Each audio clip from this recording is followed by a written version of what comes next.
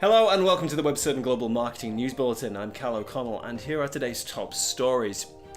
Google has introduced AdSense Native ads. Alibaba is entering the smart speaker market and Amazon has invested further in India.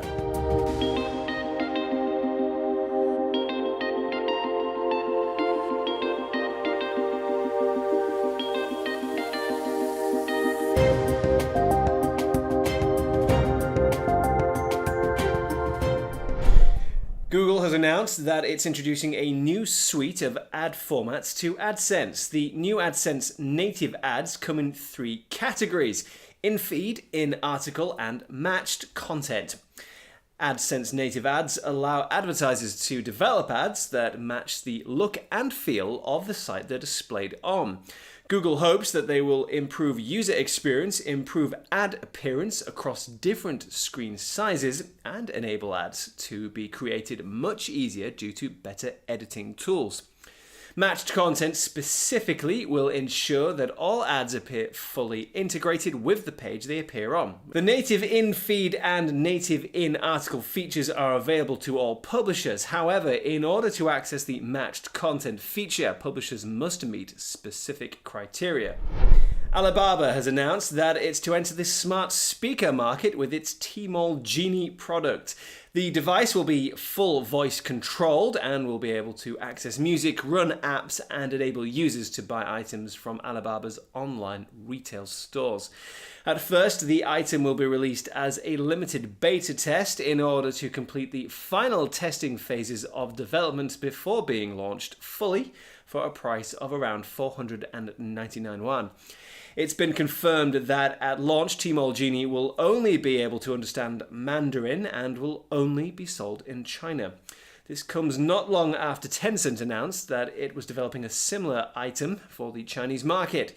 Eden Zola from the technology consultancy Ovum commented on Alibaba's announcement, saying that it clearly is an advantage if, like Amazon, you can pull consumers onto your retail ecosystem with a smart speaker.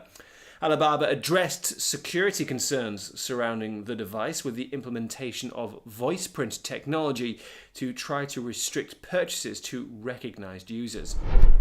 Amazon has invested another $260 million in its Indian business as it looks to further its success in the country. The extra cash for Amazon India comes just before the country's biggest holiday shopping season around Diwali in the autumn, and just after Amazon's rival Flipkart raised an extra $1.5 billion investment. Amazon India is also running its first Prime Day in the country on July the 10th to match up with the same event in other markets. The company's CEO, Jeff Bezos, has also promised an investment in India of $5 billion. Meanwhile, India continues to be the world's fastest growing e-commerce market with a growth rate of around 31% each year. The Chinese e-commerce market is expected to reach $1.1 trillion before the end of this year. This will represent around half of all worldwide e-commerce sales for the year, as well as nearly a quarter of all retail sales in China itself. It's been predicted by eMarketer that 75% of e-commerce sales in the country will take place on a mobile device by 2021.